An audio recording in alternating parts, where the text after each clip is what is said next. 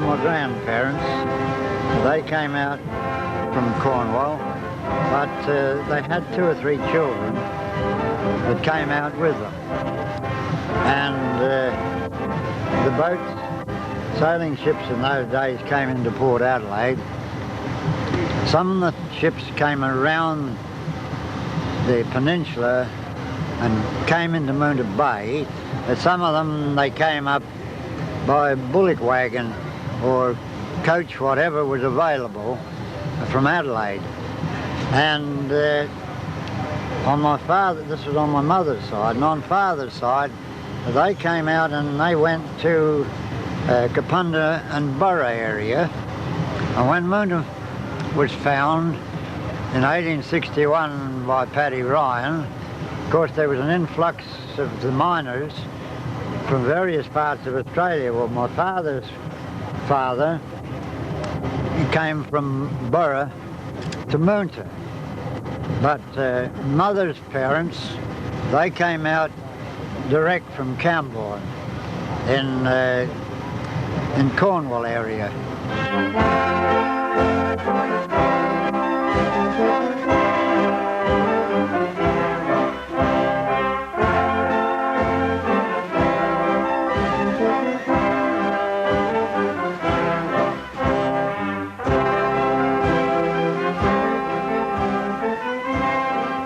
Arriving out in this new colony of South Australia, you're issued with a tent and a pick and a shovel, so you set yourself up in Adelaide and you wait for the work to start. You see early etchings of Adelaide? That's what it is a tent city.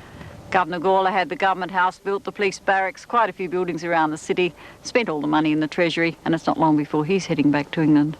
Time Governor Grey arrived, the colony is almost bankrupt. All the hopes and dreams of coming out here to start a new way of life is ending up starving in a tent. But mining saved the day. They found some silver, lead and zinc at Glen Osmond in 1841. That caused a fair bit of excitement. A couple of years later, Bagot and Dutton found copper at Kapunda.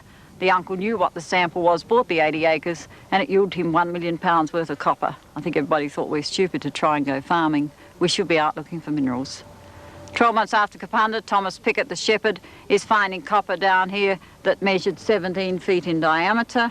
A couple of weeks later, another shepherd in those hills out there is finding another sample, and the governor's saying it hasn't been surveyed yet. There's about 20,000 acres. Who's got 20,000 pounds in gold coin? You can have the whole lot. Nobody had that sort of money in this state in 1845, so 2 syndicates were formed. They called them Knobs and Snobs. The Knobs were Bagot and Dutton from Kapunda, and the Snobs were the shopkeepers of Adelaide.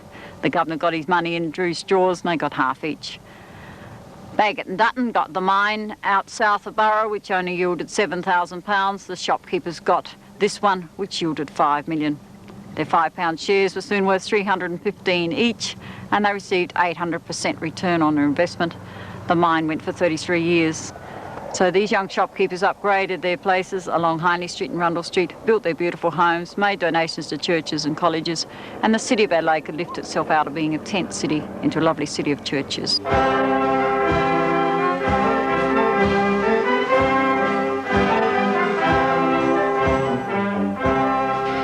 The greatest Cornish tradition that the Cousin Jacks brought with them to Australia was their mining tradition. And this harks back to the 18th, the 19th century, when Cornwall was the land of tin and copper.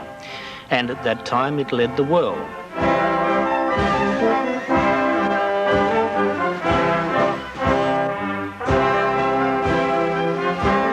There was what is known in Cornwall as the Great Migration out of the county. The Great Migration to the New World, and principally to the copper mines of the New World, to the United States of America, to South America, to the West Indies, to South Africa, and to Australia and New Zealand.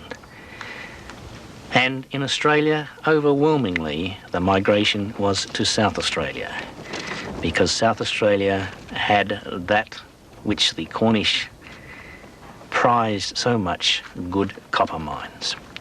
Burra was set up in 1845 as the first company town of Australia. The first area they organised was a square out here where they sold you water at $1 a bucket, which was fairly expensive. You trade your horses and bullocks, any other goods and chattels. All that trading took place in the market square. They tell me a woman was traded for 2 gallons of beer one hot Saturday afternoon, so an interesting sight.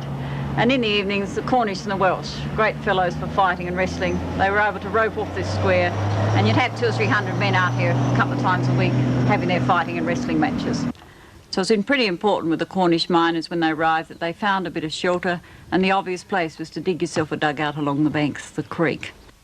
And up to 2,000 of them found themselves living in conditions like this, in these dugouts. And you imagine work getting back overseas. Come on, dear, there's plenty of work in the new colony and I've got a house all ready for you. So dear would come out, a nightmare trip on the boat, arrive in Adelaide. Sometimes you'd be lucky enough to get a ride as far as Gawler, but most times they walk the whole distance. And I really can't see dear being too impressed. She's come 12,000 miles to live here in the banks of a creek in a dugout. The Cornishman were about 5 feet and his wife was about 4'10", so they just made the dugouts big enough to get into. The chimney pots always caused a few problems. It was very tempting for children to run along the banks of the creek and drop down a few stones down this chimney pot, or maybe a lump of mud, or worse still, a cow pad. Christmas time, you had to sandguard over your roast chicken or your steamed pudding, otherwise a piece of wire would come down that chimney pot and your Christmas lunch would disappear. Or if you're very naughty, you block the whole chimney pot off and smoke the whole family out. There's a letter in the archives, a fellow writing back to relations saying in this new colony, he's got an 8-room cottage, he's got a river out the front, and he doesn't have to pay any rent. I think he might have been one of our first real estate agents, actually.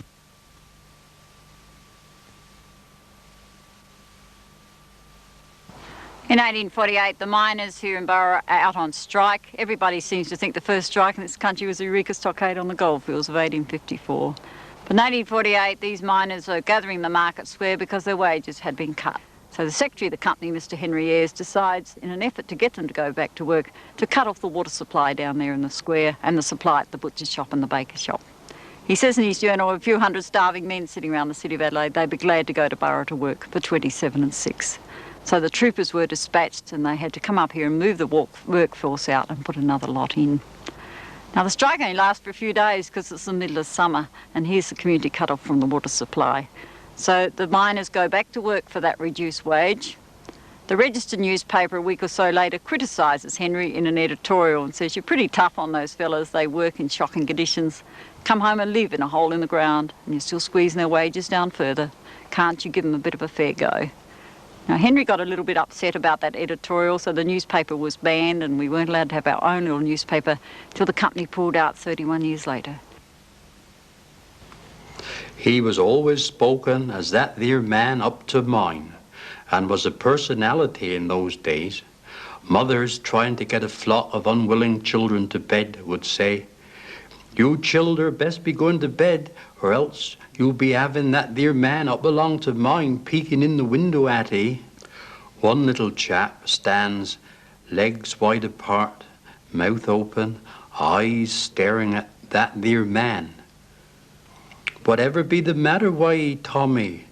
What be ye glaring up along like that for?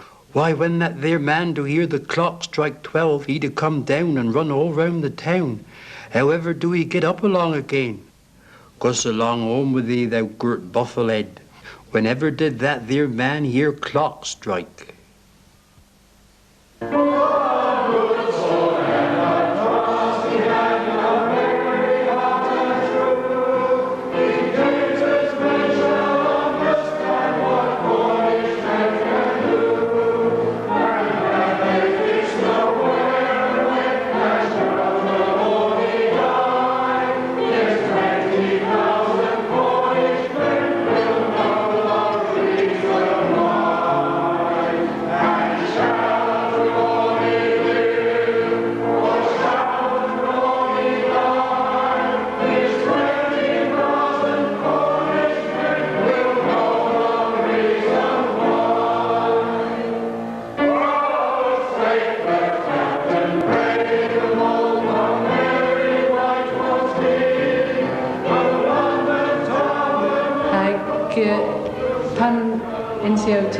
Teas all a drum be so re scorpions and yaith canoe and around re scorpions bras in Gurno. In Gurno, teas a woffin off if Prague a rate of disky canoe. I gorth it you. I also force canoes. hag praus o fi bos canoes, hag the caffos net isto here, hag etas bras, hag fest loan o fi gwales yma isto an etas ma o bio wacht in Australia. Mal Hessen, mal gref a gesin Kurno, bio war.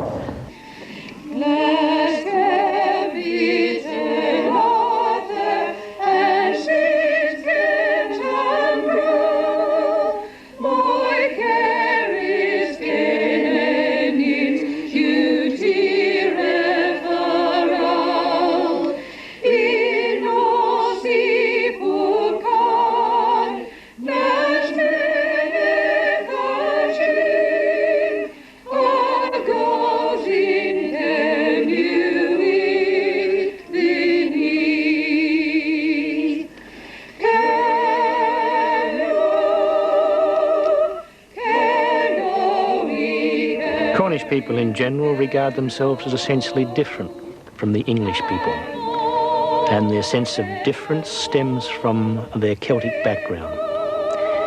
The Celtic background relates to the so-called Celtic fringe, which is made up of Cornwall and Wales and Ireland, the Isles of Man, and also includes Brittany.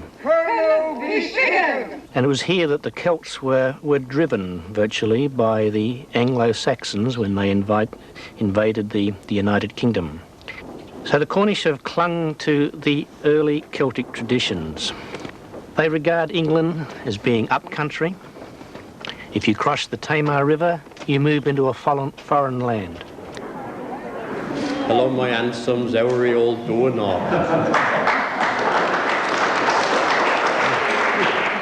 I'm brave and proud for to be here with you all.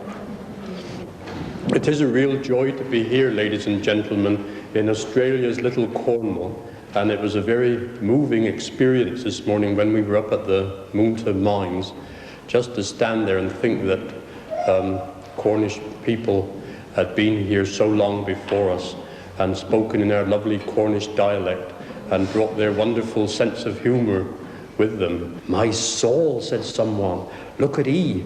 He's bathing on for 83. Never moved in his life for, says Cousin Grace, and now he's going like a donkey race. I didn't stop nor hesitate, but jumped the nearest 5-bar gate. Now Myrtle May and Liza Jane, they took to leg down through Ed Lane. First door they come to, knack, knack, knack. Hey, missus, can we go out your back? Why, yes, has something matter, yo? We felt the call and gotta go.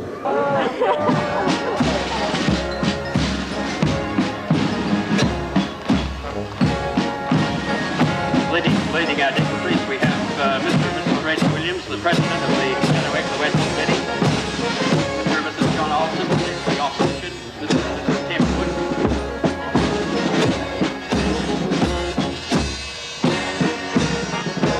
Australia's little Cornwall became the second great concentration of the Cornish in Australia, second after Burra, but it became the biggest concentration. And its heyday was the 1870s. The 1870s because of the good copper prices throughout the world at that time. It was 3 towns, the towns of Kadina, Wallaroo and Minta, obligingly provided by the government to stimulate the mining industry. And Minta Mines was probably the best example of the Cornish in Australia. In the 1870s, it consisted of some 6,000 miners and their families living in small limestone cottages. The haphazard landscape of the Minta Mines was dotted by mine shafts, by mine chimneys, by mining engine houses, and by goats. Rosie. £2.10 behind a week, and the fowls were given us The miners £2.10 kept a week goats profit. for milk, and this was a reflection of the fact that water on the mines was always very difficult to obtain. It was sold for 2p a bucket, which was expensive. Miners in their cottages used to dig underground dams to collect the runoff after the occasional rains. So water was a problem. Wood was also a problem. The timber was valuable in the mines, valuable for burning in the boilers, which created the steam for the use of the big engine houses, meant that the landscape around Minta Mines, the landscape around all of what became known as the Copper Triangle of the three towns, Wallaroo, Minta and Katina, the landscape has been completely denuded of the original mallee vegetation because it was used in the mines.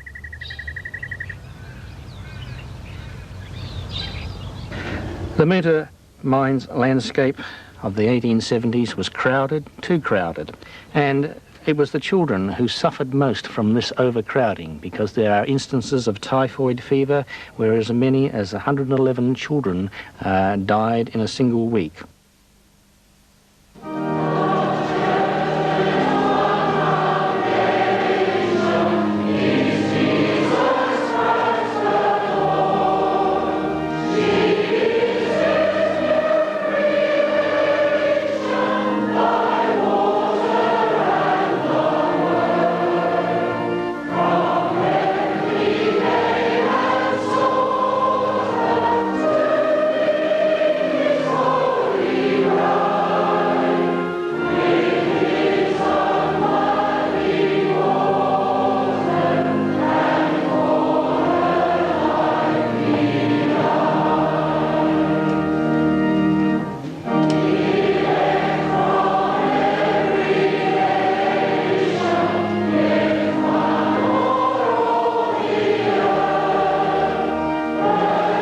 Methodism groups came to South Australia with the Cornish miners, and they established themselves in strength in Australia's Little Cornwall. It came from the heart. It was an emotional sort of religion characterised by preachers who ranted and raved from the pulpit and who injected into their audience a fervour, a response of hallelujah, God be praised, and a great deal of emotion associated with the whole religious outpouring of the preacher.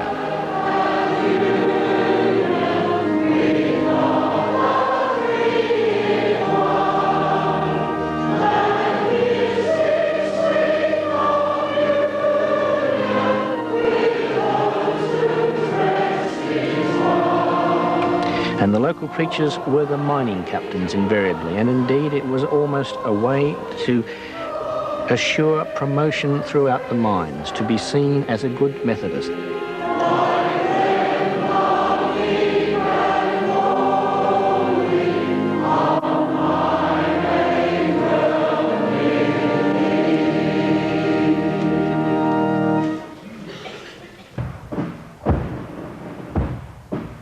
Within the mine workforce there was a hierarchy which started with picky boys, sometimes 8, 9, 10 or 11 years of age, whose job was to simply work on the surface. They weren't allowed to go underground, but they worked on the surface breaking up the ore.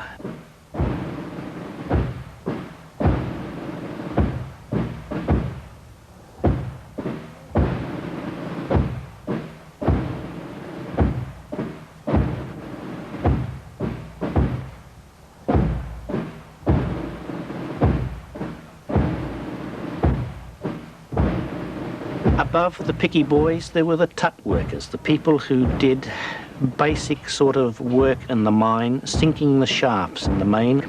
But if you were a miner of any class at all, you aspired to be a tributor. And a tributor was very much a person who worked by his wits, because he struck a contract with the mine captains, a contract to shift a certain amount of ore, generally in a period of about 4 weeks. The value of the ore was worked out, and then the tributor was paid accordingly. The old miners, now these that came out from Cornwall, they were the men that used the hammer and drill. Now those men didn't suffer from dust on the lung like their children did. My father's group of folks, a few of them came out with their parents. Most of them were born out here, we'll say in the 80s, early 80s, late 70s and early 80s and early 90s. Those men, when they went down underground, this is the first generation of men that were born out here, they used machines. They had an air compressor, and of course it was a fairly big contraption and fairly weighty, and had 2 handles on it, and those men would use those machines. Now they made a lot of dust, whereas with a hammer and drill, there's no dust. It's the men that worked on the machines that suffered what they call minus ptisis, that is, dust in the lungs. Now, my uncle came home from Minta Mines. He'd been day shift, and I happened to be there, and he wore a thing like a respirator over his nose and mouth all the time they were working in the stope. And this caught this black muck that was coming from the machines they were using for drilling.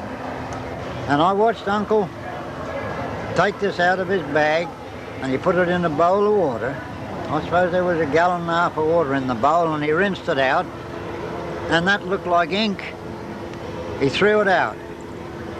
He had 3 waters, and the third one, it was brown, and the 4th water was clean. And I watched him, never spoke. Well, when he had this clean water to finish up, I said, "How much of that stuff, Uncle, would get through into your lungs?" He said, "I hope none." But he said, "I'm only hopeful. I'm afraid some has."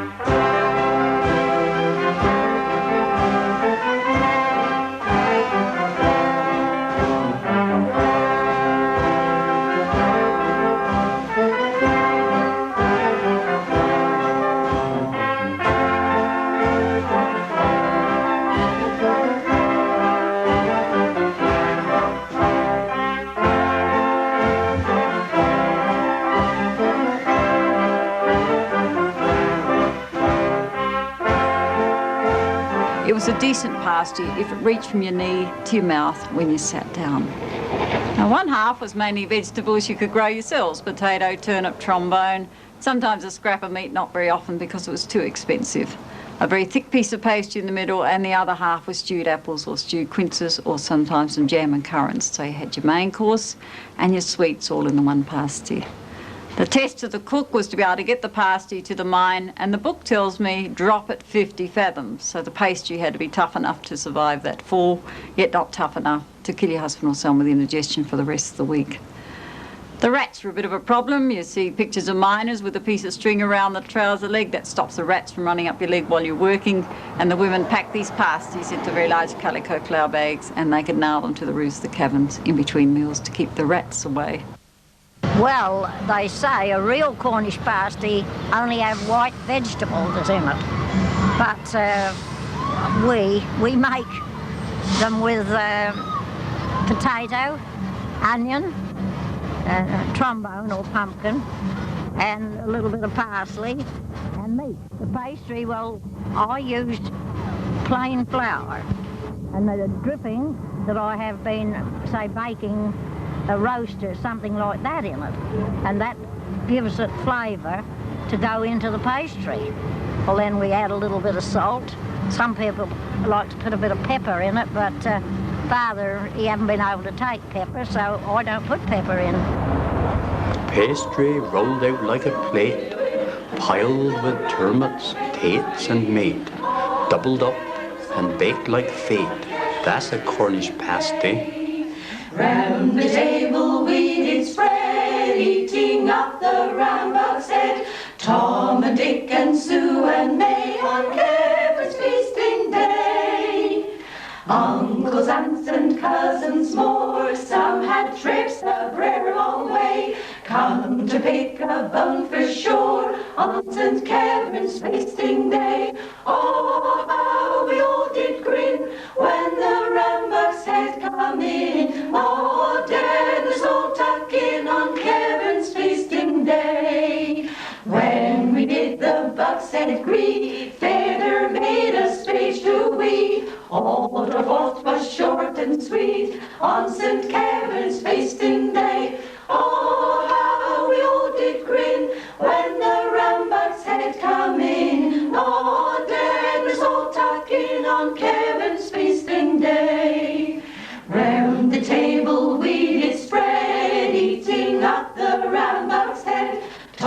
and Dick and Sue and May on Kevin's feasting day. And that's the last feasting song that's sung in Cornwall today, at present time. That's the only one left.